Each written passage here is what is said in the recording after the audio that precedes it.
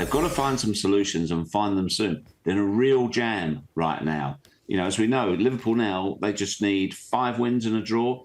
I don't think they'll even need that because I don't see Arsenal winning all of their games.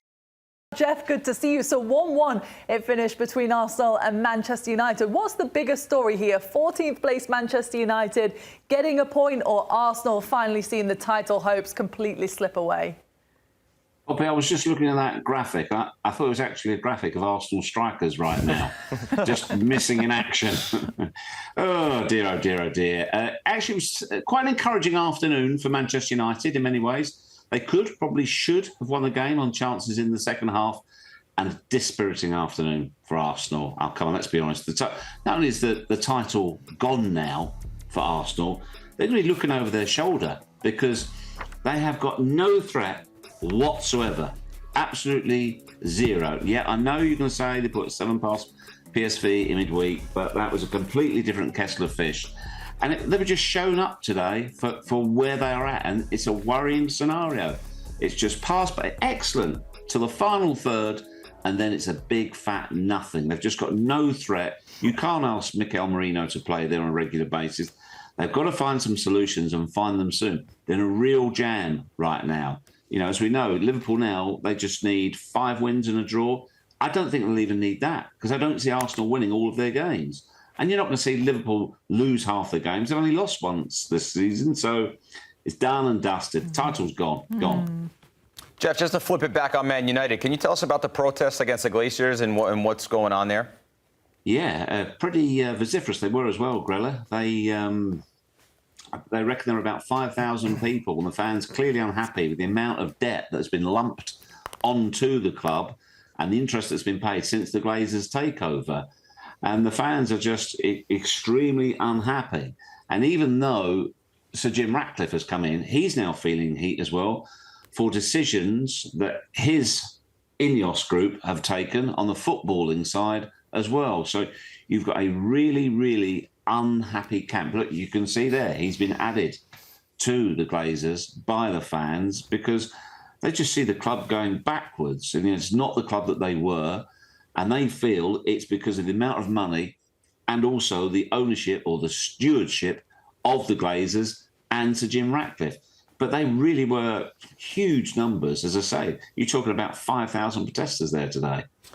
So, Jeff, we're only 30 minutes away from Juventus Atalanta. Former Atalanta striker they sold to United for big money is Rasmus Højlund, who was obviously so highly rated before his move. Only 2 goals in 22 matches and a really not a good performance today. Do you feel like United are giving up on him? What does Amorim think of him, and are they going to make a change in the summer? Is Højlund's days at United numbered? Matteo, it's a fair question because when you look at those numbers, I mean, it's none in 19 at the moment, which is terrible. And he's clearly going through a crisis of confidence. You can see that. He actually could have won it for United today. You were probably watching the other game, but he had a great chance. But it was a brilliant tackle by Declan Rice that rescued the moment. I don't think they'll give up on him. I don't think they'll shift him out, although we do know that virtually everybody's for sale at Old Trafford. He needs help. It's as simple as that. You can't expect a young kid like him to come in and carry the fight on his own. Xerxes was preferred to start today, but I think Amorim, I think what he sees from him, he does see honesty and he sees effort. He knows he's going through a tough time at the moment. But Amorim just doesn't have that many choices, and they're also short of goals as well. So, yeah, I think it's a bit early to say that Amorim's seen enough and that's it. But he desperately needs a goal. It's as simple as that. 1 goal could change everything for him. Jeff, to bring it back to Arsenal, Raya had some incredible saves, especially at the end for Arsenal. Where do you rank him amongst the best goalkeepers in the Premier League? Is he the top? No, well, tricky one, because I don't know if you've seen Alisson's error from yesterday.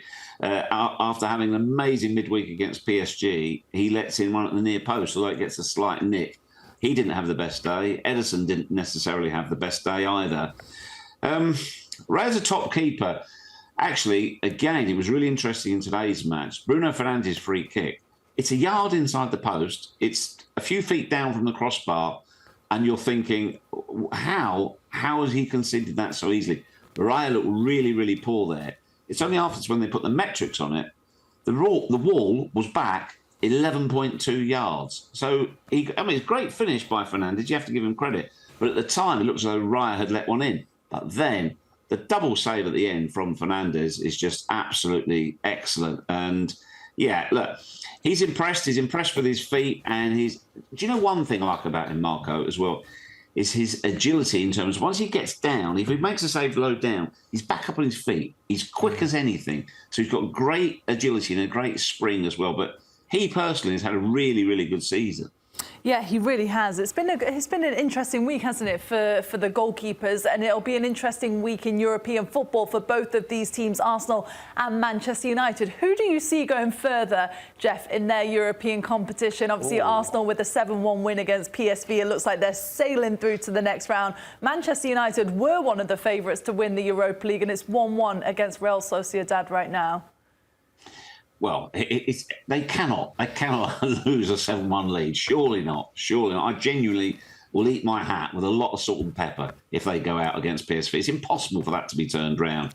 Do you know what, though, Poppy? I think Manchester United, they've been given a real injection, a timely injection of confidence, of belief, and, if you like, a bit of a decent performance in front of the fans. I think the fans their fans are always pretty good anyway, behind the team, not the owners. I think they'll go into the game against Real Sociedad. I actually think both will go through. Both will go through. Because I thought Who will go the furthest, though, Jeff, in the entire competition? Well, I don't think we're looking at winners of either, are we? Let's be honest.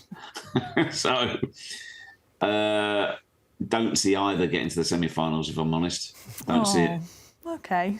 All right. Well, sorry to rain. Sorry to rain on their. I just think there's better teams out there. Yeah. It's as simple as that. I'd love to be wrong. I'd love to see the English teams do well or the British teams do well. I just think the competition, when you get to the quarterfinal stages and beyond, neither of these have enough right now. Simple as that. Arsenal don't have an attack. United don't have enough players.